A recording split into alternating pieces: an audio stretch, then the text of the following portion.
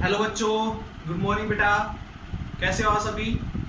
तो बेटा आज हम जो टॉपिक पढ़ने जा रहे हैं, बहुत दिनों के बाद हमने ये नेक्स्ट वीडियो जो है बनाई है, कम से कम 1 मंथ के बाद। मूविंग चार्ज एंड मैग्नेटिज्म का लेक्चर नंबर 4 आज हम स्टडी करेंगे, जिसके अंदर हम एक कोइल लेंगे बेटा, करंट कैरिंग कोइल लेंगे, ठीक है। और उस करंट कैरिंग कोइल की एक्सिस के ऊपर मैग्नेटिक फील्ड इंटेंसिटी निकालेंगे, कितनी होगी उस करंट कैरिंग कोइल की वजह से। जैसा कि आप सभी जानते हो, पीछे हमने बायो-सावर्ट्स लॉ पढ़ा बेटा। बायो-सावर्ट्स लॉ ने हमें बताया कि मैग्नेटिक फील्ड इंटेंसिटी कितनी होती है एक स्मॉल करंट कैरिंग एलिमेंट की वजह से किसी पॉइंट के ऊपर, ठीक है बेटा। तो कितनी होती है बेटा, ये आप सभी जानते हो। Magnetic field intensity due to a small part, एक छोटा सा पार्ट लिया था dl, ठीक है, जिसमें से करंट I फ्लो कर रहा था बेटा, और किसी पॉइंट के ऊपर हमने डिस्टेंस r के ऊपर, इस पॉइंट के ऊपर मैग्नेटिक फील्ड इंटेंसिटी निकाली थी, ठीक है बेटा। इस करंट कैरिंग छोटे से जो वायर है हमारे पास dl लेंथ का, इसकी वजह से तो कितनी आई थी, mu naught I dl sine theta upon में r स्क्वायर। I क्या है बेटा, जो करंट फ्लो हो रहा है इसके अंदर से, वो dl क्या है, ये स्मॉल एलिमेंट की लेंथ, r क्या है, इस लेंथ के मिड पॉइंट से जहां जिस पॉइंट पे हम मैग्नेटिक फील्ड इंटेंसिटी निकाल रहे हैं वहां तक का डिस्टेंस, और थीटा क्या है बेटा, थीटा है जो dl है, dl और r के बीच का एंगल थीटा। क्लियर? उम्मीद करता हूं आपको दिखाई दे रहा होगा बेटा। देखिए अब तो magnetic field intensity due to a current carrying element, small current carrying element at any point P, ये बायो-सावर्ट्स लॉ ने बेटा दिया था, ये फॉर्मूला इतना होती है, ठीक है बेटा। अगर इसी को अगर हम वेक्टर फॉर्म में लिखते हैं, किसमें बेटा, वेक्टर फॉर्म में लिखते हैं, तो क्या आएगा, म्यू नोट I dl, क्या आएगा, dl वेक्टर इनटू में या cross product with r upon में r की पावर 3। ये थी बेटा वेक्टर फॉर्म, किसकी वेक्टर फॉर्म थी, मैग्नेटिक फील्ड इंटेंसिटी की due to a small part of current carrying element at any point, ठीक है बेटा, P के ऊपर। ये जो यहाँ पर dl और r के बीच में क्या है बेटा, क्रॉस प्रोडक्ट है, dl और r के बीच में क्या है, क्रॉस प्रोडक्ट है। और क्रॉस प्रोडक्ट क्यों आया बेटा, यहाँ पर r क्यूब, r स्क्वायर था, r क्यूब क्यों आ गया। देखिए बेटा, अगर क्रॉस प्रोडक्ट को हटाऊंगा तो मैं क्या लिखूंगा, dl इंटू में r इंटू में साइन थीटा, ठीक है बेटा, ये लिखूंगा। तो ऊपर क्या आएगा, एक r आएगा, नीचे 3 r है, तो एक r जो नीचे 3 r आ रहे हैं उससे एक r कैंसिल हो जाएगा, तो क्या बचेगा बेटा, यहाँ पर 2 r बचेंगे। तो यहाँ से समझ गए होंगे आप कि एक r ऊपर लिया है, तो इसी वजह से क्रॉस प्रोडक्ट की वजह से साइन खत्म हो गया। Theta is the angle between dl and r, ये वेक्टर फॉर्म हमने पढ़ी थी बेटा। अच्छा, दूसरी चीज, what is the direction of db, db की डायरेक्शन क्या थी बेटा, तो db की डायरेक्शन देखिए, db जो है इन दोनों के क्रॉस प्रोडक्ट से मिल रहा है, ठीक है बेटा। तो दो के क्रॉस प्रोडक्ट से जब भी कोई तीसरा वेक्टर मिलता है तो तीसरा वेक्टर इन दोनों के परपेंडिकुलर होता है, म्यूचुअली परपेंडिकुलर होता है, याद रखिए बेटा। म्यूचुअली परपेंडिकुलर मीनिंग ये हमारे पास dl की डायरेक्शन है, ये मान लीजिए, यानी करंट की डायरेक्शन अंगूठा बता रहा है, ठीक है। जो हमारी हथेली है ये बता रही है r की डायरेक्शन, तो उंगलियां बताएगी, उंगलियां क्या होगी बेटा, ये उंगलियां देखिए, ये r की डायरेक्शन हो गई, ये हमारे पास dl की डायरेक्शन ऊपर की साइड, तो ये हमारे पास उंगलियां जो बताएगी, ये बताएगी मैग्नेटिक फील्ड। मैग्नेटिक फील्ड जो होगा इसके और हथेली के दोनों के परपेंडिकुलर होगा। तो राइट हैंड थंब रूल या राइट हैंड पाल्म रूल भी इसको बोलते हैं, क्या बोलते हैं, राइट हैंड पाल्म रूल। तो इससे बेटा हमने क्या था, मैग्नेटिक फील्ड इंटेंसिटी की डायरेक्शन बता सकते हैं, जो अंदर की साइड होगी, करंट ऐसे जा रहा है तो अंदर की साइड होगी, और यहाँ से बाहर की साइड निकलेगी, तो मैग्नेटिक फील्ड इसके ऐसे रिवॉल्व करता है। ये चीजें बेटा हम आपको एक्सप्लेन कर चुके हैं, ठीक है बेटा। तो ये था बायो-सावर्ट्स लॉ। तो आज का जो टॉपिक है बेटा वो आप लोगों ने ध्यान से समझना है। तो देखिएगा, आज का टॉपिक हम पढ़ लिखते हैं, यहां से आर्टिकल की शुरुआत करते हैं। Magnetic field intensity due to a current carrying loop at its axis. तो इसकी एक्सिस के ऊपर हम निकालेंगे बेटा magnetic field intensity current carrying loop की वजह से इसकी एक्सिस के ऊपर कितनी मैग्नेटिक फील्ड इंटेंसिटी होगी ये निकालेंगे। तो ध्यान दीजिए बेटा ये आपकी एक क्या है करंट कैरिंग लूप है। क्या है बेटा ये करंट कैरिंग लूप है यानी कि कोइल है जिसमें से करंट फ्लो हो रहा है आई। कितना आई करंट बेटा इसके अंदर से फ्लो हो रहा है। आप ये इमेजिन करके चलिए बेटा कि ये कोइल इस तरीके से है, ये कोइल इस तरीके से है। हम इमेजिन करके चलिए ये कोइल इस तरीके से है, ठीक है, और इसमें करंट जो है ऐसे फ्लो हो रहा है। किसे ऐसे यानी कि यहां से बाहर से जा रहा है और ऊपर अंदर की साइड एंटर कर रहा है। अंदर की साइड यहां से घूम के बाहर की साइड निकल के आ रहा है। तो कोइल इस तरीके से खड़ी हुई है। इस कोइल की जो रेडियस है, ठीक है बेटा, वो हम मान लेते हैं ए। जिस पॉइंट पे हमने मैग्नेटिक फील्ड इंटेंसिटी निकालनी है उस पॉइंट P, ये पॉइंट P ले लिया बेटा हमने और इसका डिस्टेंस हमने मान लिया x, ठीक है बेटा। तो इस पॉइंट के ऊपर मैग्नेटिक फील्ड इंटेंसिटी निकालनी है जब इस कोइल में करंट फ्लो हो रहा है तब। तो ध्यान दीजिए, ध्यान देने दीजिए बेटा यहाँ से। तो एक काम करते हैं, यहाँ बायो-सवार्ट्स लॉ का यूज करूंगा मैं। तो बायो-सवार्ट्स लॉ के लिए क्या करना पड़ेगा बेटा, हमने यहां से ये जो करंट कैरिंग लूप में ली है, क्या लिया बेटा करंट कैरिंग लूप की, इसका कोई स्मॉल पार्ट लेके चलना पड़ेगा। तो एक काम करता हूं, यहां पर एक स्मॉल पार्ट ले लेता हूं। क्या लेता हूं बेटा एक स्मॉल पार्ट मैं यहां से लेके चलता हूं, ठीक है, जिसकी लेंथ मैं dl मान लेता हूं। क्या मान लेता हूं dl। तो dl बेटा मैंने जो है इसकी लेंथ मान ली। ये जो dl हमने स्मॉल पार्ट यहां लिया है, इसका डिस्टेंस इस पॉइंट से हमने मान लिया r। क्या मान लिया बेटा r डिस्टेंस हमने लेते हैं। ध्यान दीजिएगा मेरी बात पे, r डिस्टेंस हमने ले लिया। चलिए देखिए बेटा, तो स्मॉल पार्ट dl से डिस्टेंस एट पॉइंट P हमने ले लिया r, बिल्कुल उसकी तरीके से। समझ में आ गई बात। अच्छा, तो इस dl की वजह से जो मैग्नेटिक फील्ड होगा उसकी डायरेक्शन क्या होगी वो जरूरी है। चलिए पहले तो एक काम कर लेते हैं, dl की वजह से इस P पॉइंट पे मैग्नेटिक फील्ड कितना होगा वो निकाल लेते हैं। तो स्मॉल पार्ट की वजह से स्मॉल ही मैग्नेटिक फील्ड होगा बेटा। बिना वेक्टर फॉर्म निकालता हूं, mu naught I dl sine theta upon में r square. Sorry mu naught by 4 पाई आएगा बेटा, ये गलती हो गई। म्यू नोट बाई 4 पाई, ठीक है। तो म्यू नोट बाई 4 पाई, ठीक है बेटा। तो इतना मैग्नेटिक फील्ड इंटेंसिटी होगी, इसको सही कर लीजिएगा, म्यू नोट बाई 4 पाई आएगा। तो ये आपके पास मैग्नेटिक फील्ड इंटेंसिटी होगी इस स्मॉल पार्ट जिसके अंदर से करंट I फ्लो कर रहा है इसकी वजह से। अब हम निकालते हैं कि dB की डायरेक्शन क्या होगी। तो dB की डायरेक्शन देखिएगा बेटा क्या होगी। तो dB की डायरेक्शन समझने से पहले आप एक चीज देखिएगा,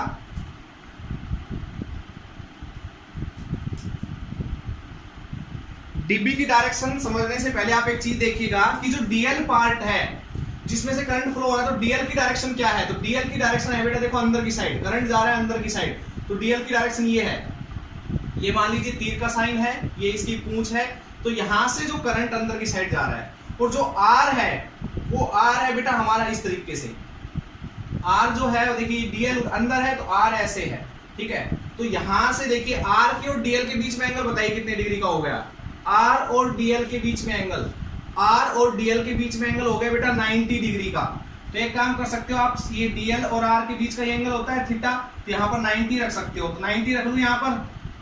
तो यहां पर अगर मैं 90 रखूंगा तो dB की वैल्यू क्या आएगी बेटा, mu naught I dl upon में 4 पाई r स्क्वायर। तो मैग्नेटिक फील्ड इंटेंसिटी आ गई बेटा एट पॉइंट P।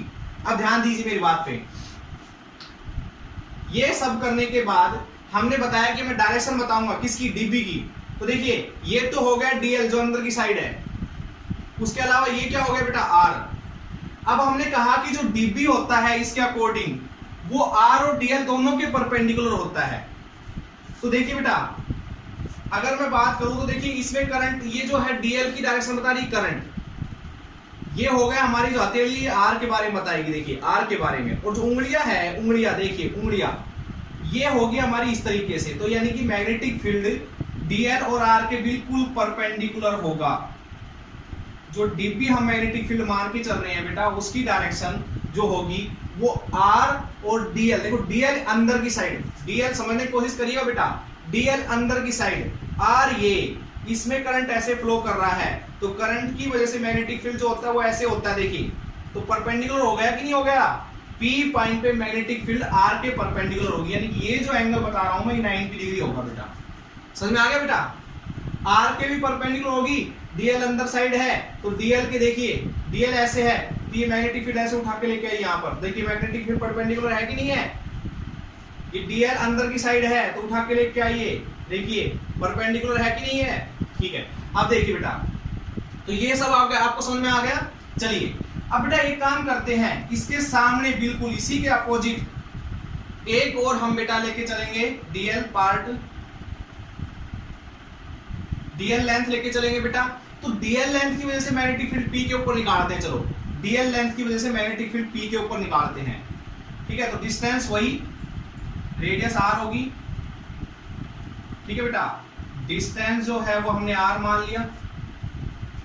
तो देखिए यहां से जो डीएल की डायरेक्शन है वो बाहर की साइड है, यहां से डीएल यानी कि कह सकते हो इस डीएल में जो करंट फ्लो कर रहा है उसकी डायरेक्शन बाहर की साइड है, ये हो गया बेटा आर, ये डीएल ये आर।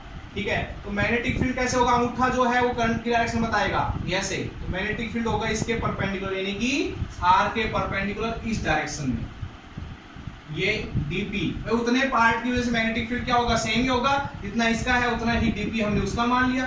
तो ये भी क्या है बेटा, ये भी जो है ये जो आपका इस वाले आर के साथ बिल्कुल परपेंडिकुलर है। ठीक है बेटा, तो यहां से दो मैग्नेटिक फील्ड आपको मिलते हैं अगर आमने सामने कंपोनेंट लेके हम चलते हैं बेटा। तो पर मैं इसको साफ कर रहा हूं, यहां से मैं इसको साफ कर रहा हूं ताकि मैं आपको एंगल समझा सकूं। एंगल समझने की कोशिश कीजिएगा बेटा, तो एंगल समझने की कोशिश आप कीजिएगा। तो बेटा ये जो एंगल है पूरा 90 डिग्री का है, ये पूरा एंगल 90 डिग्री का है। चलो ये एंगल मान लेता हूं मैं थीटा, क्या मान लेता हूं बेटा, थीटा एंगल। तो बेटा देखिए, और ये ऊपर वाला एंगल भी जो हो जाएगा हमारा थीटा हो जाएगा। तो ये एंगल बताइए कितने डिग्री का होगा, ये वाला एंगल। देखिए बेटा ये तीनों एंगल मिलके पूरा 90 डिग्री कवर कर रहे हैं, एक तो ये वाला एंगल, एक ये वाला एंगल और ये एक वाला, ये तीनों मिलके 90 डिग्री इक्वल है। यानी कि अगर मैं इस एंगल की बात करूं तो ये हमारा हो जाएगा 90 में से ये दो जो थीटा है ये घटा दो, यानी कि 90 - 2 थीटा, ये वाला एंगल निकल के आ गया। अच्छा एक काम करते हैं, यहां से एक लाइन खींच लेते हैं, ऐसे एक लाइन खींच ली बेटा हमने। ठीक है, एक लाइन हमने खींच ली। अब मुझे बताइए ये वाला एंगल कितने डिग्री का होगा बेटा, सोचिए ये वाला एंगल कितने डिग्री का होगा, ये वाला एंगल पूछ रहा हूं मैं, एंगल का ही खेल है यहाँ पर, एंगल समझ में आ गया तो आर्टिकल पूरा समझ में आ जाएगा बेटा आपको। तो ये वाला जो एंगल है ये कितने डिग्री का होगा, ठीक है बेटा। तो देखिए चलो ये वाला एंगल मिल गया, एक बार इसको 90 वाले को मैं साफ कर रहा हूं ताकि कंफ्यूजन ना हो। ये जो लाइन है ये वाली लाइन, देखिए ये वाली लाइन और इस वाली लाइन के साथ, इस वाली लाइन के साथ ये वाली जो लाइन है, यानी कि ये वाला जो एंगल है पूरा 90 डिग्री का है बेटा, ये वाला एंगल पूरा 90 का। तो इसमें इस 90 में कौन कौन से एंगल आ जाते हैं, देखो बेटा थीटा आ जाता है, 90 - 2 थीटा आ जाता है, और ये जो एंगल हम मान के चल रहे हैं एक्स मान लेते हैं थोड़ी देर के लिए इसको, तो क्या आएगा theta plus 90 - 2 theta plus x, तीनों का सम 90 इक्वल होगा, 90 से 90 कैंसिल, तो यहां से आ गया minus theta plus x is equal to 0, और एक्स की वैल्यू आ गई बेटा थीटा। तो यानी कि जो ये था ये हमारे पास आ गया थीटा। तो अब मैं सारे एंगल साफ कर रहा हूं, जो हमें जरूरत होगी वो रख लेते हैं, ध्यान दीजिए बेटा।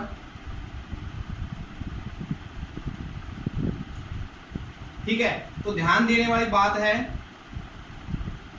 क्या बेटा कि हमने जो एंगल निकाला है वो हमारा आया था ये वाला जो थीटा था, ये जो हम मान के चले थे ये भी थीटा था, ये दोनों थीटा है तो ये वाला थीटा होगा। ऐसे ही बेटा ये जो है ऊपर वाला ये भी हमारा थीटा ही होगा, इस तरीके से आएगा, बिल्कुल ऐसे ही निकालेंगे ऊपर वाला एंगल भी बिल्कुल सेम टू सेम। तो एंगल समझ में आ गया होगा आपको, देखिए आगे। तो ये सब निकालने के बाद अब आप लोगों ने देखो क्या करना है बेटा, आपने क्या करना है, इस डीबी को दो हिस्सों में तोड़ना है। इस डीबी को, ये डीबी किसकी वजह से मैग्नेटिक फील्ड है, इस डीएल पार्ट की वजह से, तो डीबी को दो हिस्सों में तोड़ते हैं, यानी कि ये जो एंगल वाला हिस्सा हो गया तो हो गया डीबी साइन थीटा, और ये जो हिस्सा है देखो ये दोनों कंपोनेंट, ये वाली लाइन और ये वाली लाइन परपेंडिकुलर है, ये वाली लाइन और ये वाली लाइन परपेंडिकुलर है, तो ये जो एंगल के साथ है तो डीबी साइन थीटा, और ये वाला जो हिस्सा है, ये वाला हिस्सा बेटा इधर ये होगा डीबी कोस थीटा। ठीक है बेटा, क्या होगा डीबी कोस थीटा। अब देखिए ऊपर वाले की बात करते हैं तो ऊपर वाले के एंगल के साथ तो डीबी साइन थीटा, और ये बिना एंगल वाले के साथ तो ये भी क्या होगा बेटा dB sine theta, sorry cos theta. मैं कुछ गलत कर गया, हाँ गलत कर गया बेटा, एंगल के साथ वाला डीबी कोस थीटा, ये थोड़ा सा गलत कर गया, सॉरी गलती मिस्टेक होगी बेटा, ये डीबी कोस थीटा और यहां पर आ जाएगा डीबी साइन थीटा।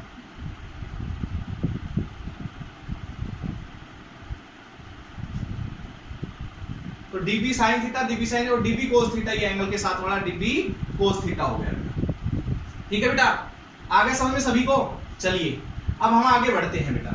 अब देखिए ये डीएल जो हिस्सा लिया है हमने, डीएल पार्ट लिया, इसके सामने एक पार्ट और लिया डीएल, तो इस डीएल की वजह से मैग्नेटिक फील्ड डीबी और इसकी वजह से भी डीबी, लेकिन जब इस वाले के डीबी को हमने दो हिस्सों में तोड़ा तो डीबी कोस थीटा और डीबी साइन थीटा मिला, और इस वाले की मैग्नेटिक फील्ड को भी दो हिस्सों में तोड़ा हमने, तो यानी कि ये मैग्नेटिक फील्ड दो के जो टोटल हिस्से है वो दो है, इसमें से एक हिस्सा ये वाला जो हिस्सा है ये इस वाला इसके जो अपोजिट वाला है उसके मैग्नेटिक फील्ड जो है वो कैंसिल कर रहा है एक दूसरे को, यानी कि आमने सामने के कंपोनेंट। ऐसे ही बेटा पूरी कोइल में अगर यहां लेके चलो तो इसके सामने यहां कंपोनेंट होगा, यहां लेके चलो तो इसके सामने यहां कंपोनेंट होगा, यहां लेके चलो तो इसके सामने यहां कंपोनेंट होगा, तो आमने सामने के कंपोनेंट की वजह से जो मैग्नेटिक फील्ड होता है बेटा डीबी, उसमें से कुछ हिस्सा एक दूसरे का क्या कर देते हैं बेटा ये कैंसिल कर देते हैं। ओवरऑल जो मैग्नेटिक फील्ड है बेटा देखो ये दोनों मैग्नेटिक फील्ड सेम डायरेक्शन में, तो ओवरऑल हमें जो मैग्नेटिक फील्ड मिलता है वो डीबी साइन थीटा की वजह से मिलता है। किसकी वजह से मिलता है बेटा? डीबी साइन थीटा की वजह से। तो मैं इसको साफ कर दूं, किसकी वजह से मिलता है बेटा? डीबी साइन थीटा की वजह से। ठीक है, तो हम क्या करेंगे, टोटल पूरी कोइल की वजह से मैग्नेटिक फील्ड इंटेंसिटी निकालने के लिए बेटा इंटीग्रेशन करेंगे किसका? डीबी साइन थीटा का। अब आप ये सोच रहे होंगे कि सर जो यहां से डीबी साइन थीटा है दो है, तो दोनों को जोड़ के क्यों नहीं लिख रहे यहां पर, यानी कि 2 डीबी साइन थीटा लिखना चाहिए। बेटा लिख लेंगे, कोई दिक्कत नहीं है, लेकिन ये जो मैग्नेटिक फील्ड आएगा फिर इसको हमने हाफ करना पड़ेगा दोनों साइड। क्यों करना पड़ेगा? क्योंकि हमने क्या करना, पूरी कोइल की वजह से निकालना है। अब हम यहां से क्या कर रहे हैं, नीचे वाले और ऊपर वाले दोनों का मैग्नेटिक फील्ड जोड़ रहे हैं, तो हमने क्या निकालना पड़ेगा, फिर आधी कोइल का मैग्नेटिक फील्ड निकालना पड़ेगा, क्योंकि इसका और इसका ये दोनों इससे डबल हो गए ना। ठीक है, तो ये वाला ऐसा मत लो, इसका मैग्नेटिक फील्ड जो है डीबी साइन थीटा वो इतना मिल गया, dB sine theta, dB cos theta तो कैंसिल हो गया, तो डीबी साइन थीटा इसकी वजह से मैग्नेटिक फील्ड मिल रहा है डीबी साइन थीटा, तो पूरी कोइल की वजह से कितना मिलेगा वो निकालेंगे, इसलिए हम यहां से कभी 2 से मल्टीप्लाई नहीं करते। करें फिर, तो देखिएगा अब आसान हो चुका है बिल्कुल। डीपी की वैल्यू आई थी हमारी म्यू नॉट आई डीएल अपॉन में 4 पाई आर स्क्वायर इनटू में साइन थीटा, ये है बेटा। चलिए क्या क्या चीज कांस्टेंट है यहाँ पर, जो चीज कांस्टेंट है वो बाहर निकाल लीजिए। एक काम करो, साइन थीटा की वैल्यू और रखो। देखो बेटा थीटा ये है, थीटा के सामने वाला जो है वो होती है आपके पास परपेंडिकुलर या हाइपोटेन्यूस, यानी कि हम साइन थीटा की जगह लिख सकते हैं। पहले तो जो कॉमन आ रहा है वो कॉमन निकाल लीजिए बाहर। म्यू नॉट कॉमन आ रहा है, आई कॉमन आ रहा है, 4 पाई आर स्क्वायर, क्योंकि सारी चीजें कांस्टेंट है। आर क्या है बेटा? डिस्टेंस ऑफ द कोइल, ये फिक्स रहेगा। एक्स ए जब जो भी है वो सारे कांस्टेंट रहेंगे बेटा, फिक्स रहेंगे। साइन थीटा बाहर निकालेंगे, साइन थीटा की वैल्यू क्या होगी? परपेंडिकुलर अपॉन हाइपोटेन्यूस, यानी कि ए अपॉन आर। ठीक है बेटा, इंटीग्रेशन करेंगे सिर्फ डीएल का। डीएल क्या है? स्मॉल पार्ट इस कोइल का, अगर पूरी कोइल का निकालना है तो टोटल पार्ट क्या हो जाएगा? बढ़ता चला जाएगा। तो यहां से बेटा इंटीग्रेशन करेंगे तो क्या आएगा? Mu naught I 4 pi R square A by R, और डीएल का integration 2 pi A, 2 pi A. बेटा आपके पास डीएल क्या है? स्मॉल पार्ट है इस कोइल का, अगर इंटीग्रेशन करोगे तो कंप्लीट कोइल की लेंथ निकल के आ जाएगी, कितनी आ जाएगी? 2 पाई ए। तो यहां से बी की वैल्यू क्या आएगी? म्यू नॉट आई, 2 से कैंसिल, पाई से पाई कैंसिल, ओके। यहां से ऊपर आ जाएगा ए स्क्वायर, नीचे आ जाएगा 2 r³ तो ये आ गया बेटा magnetic field intensity due to the current carrying coil at its axial point. ठीक है बेटा, एक्सिस पॉइंट के ऊपर आ गई मैग्नेटिक फील्ड इंटेंसिटी। अब r की वैल्यू क्या है बेटा, r थोड़ी ना दिया होगा आपको दिया होगा सेंटर से डिस्टेंस, तो r की वैल्यू क्या होगी बेटा, r की वैल्यू होगी पाइथागोरस थ्योरम से निकालेंगे तो √a² प्लस x²। भाई ये क्या है x, ये क्या है a, तो √a²। तो रखो बेटा यहाँ पर क्या आएगा, b की वैल्यू आएगी μ0I a² टू r की वैल्यू क्या है a² प्लस x², क्या है बेटा a² प्लस x² और 3/2। तो ये आ गया बेटा मैग्नेटिक फील्ड इंटेंसिटी। ठीक है, आई थिंक बेटा आपको समझ में आ गया होगा ये। तो ये आ जाएगा magnetic field intensity due to a current carrying coil at इस एक्सियल पॉइंट। इसके एक्सियल पॉइंट के ऊपर मैग्नेटिक फील्ड इंटेंसिटी बेटा यहां से ये निकल के आ जाएगी। क्लियर सभी को क्लियर बेटा। चलिए देखिए आगे। हाँ तो बेटा देखिए, तो ये जो है इस पूरी करंट कैरिंग कॉइल की वजह से इस P पॉइंट के ऊपर मैग्नेटिक फील्ड इंटेंसिटी आ गई। अच्छा, यही पॉइंट अगर सेंटर पे होता तो यानी कि x की वैल्यू हमारी क्या होती, 0 होती। तो x की वैल्यू अगर हमारी 0 होती बेटा, तो b की वैल्यू क्या होती, यहां से x को 0 रखेंगे, a² की पावर 3/2। बताइए फटाफट, मैं इधर से साफ कर देता हूं इसको, सोचिए क्या होगी। देखिए मैग्नेटिक फील्ड इंटेंसिटी अगर x की वैल्यू 0 मान लेते हैं तो मैग्नेटिक फील्ड इंटेंसिटी होगी μ0I a² की पावर 3। तो ये कैंसिल हो जाएगा, तो b की वैल्यू आ जाएगी μ0I तो सेंटर पे मैग्नेटिक फील्ड इंटेंसिटी आ जाएगी बेटा ये। क्लियर सभी को। चलिए, तो सेंटर पे हमने मैग्नेटिक फील्ड इंटेंसिटी निकाल ली इसी फॉर्मूले से जो हम पीछे निकाल चुके हैं बेटा लेक्चर नंबर 3 के अंदर। Magnetic field intensity due to a current carrying loop at its centre पे हमने पीछे जो लेक्चर था moving charge and magnetism matter का लेक्चर नंबर 3। ठीक है बेटा, तो यहां से देखिए हमारे पास मैग्नेटिक फील्ड इंटेंसिटी आती है एक्सियल पॉइंट पे, एक्सिस पॉइंट के ऊपर बेटा। क्लियर सभी को। चलिए आगे देखिए बेटा। अब जो मेन चीज है वो है ग्राफ बढ़ाएंगे बेटा हम distance versus magnetic field intensity के बीच में। देखिएगा, साफ कर रहा हूं मैं इसको। तो ग्राफ की बात करेंगे बेटा हम।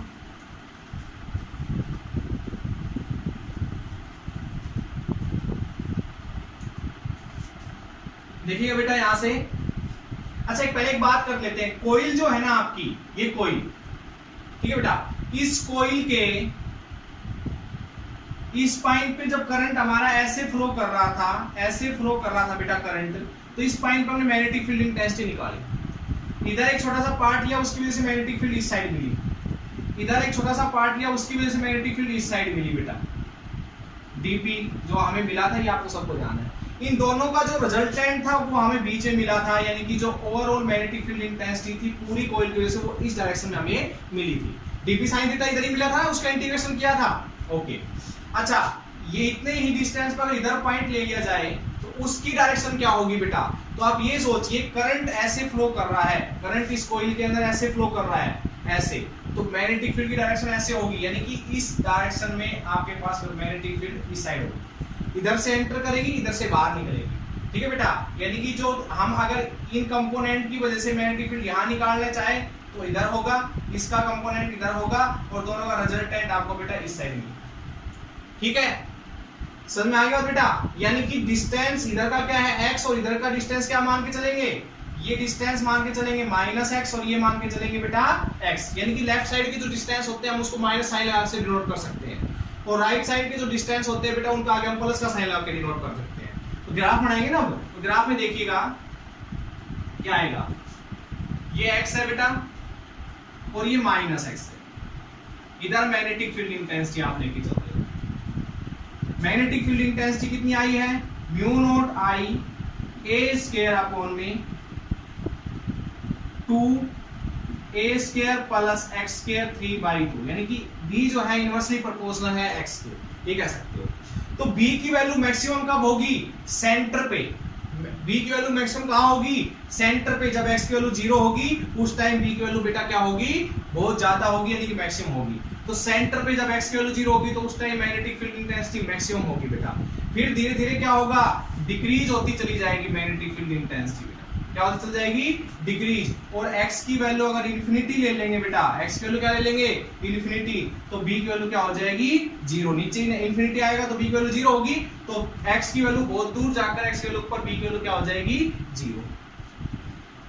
इसके इधर की बात करें तो बेटा, तो इधर से भी अगर दूर जाते जाएंगे तो मैग्नेटिक फील्ड इंटेंसिटी घटती जाएगी। इधर की साइड सेंटर पे 0 होगी, सॉरी मैक्सिमम होगी, तो मैक्सिमम होगी, फिर x की वैल्यू बढ़ाते जाओगे तो ये घटती जाएगी और x की वैल्यू नेगेटिव कहीं पर जाकर बहुत कम हो जाएगी, यानी 0 हो जाएगी। तो बेटा ये ग्राफ आएगा आपका magnetic field intensity versus x के बीच में, यानी कि distance of A current carrying coil के सेंटर से जो डिस्टेंस आप लेके चल रहे हो उसके बीच। तो आई थिंक बेटा आपको ये लेक्चर समझ में आया होगा। कुछ थोड़ी बहुत क्या थी, हमारी मिस्टेक हो गई थी, हम साइन थीटा की जगह कोस थीटा ले लिया था, तो वहां पर एक बार आप वीडियो को दोबारा से देख लेना अगर कोई प्रॉब्लम आती है। And thank you so much, आप लोग बेटा पढ़ते रहिए, ठीक है। न्यूमेरिकल जरूर निकालना है इस टॉपिक के ऊपर। चलिए थैंक यू सो मच।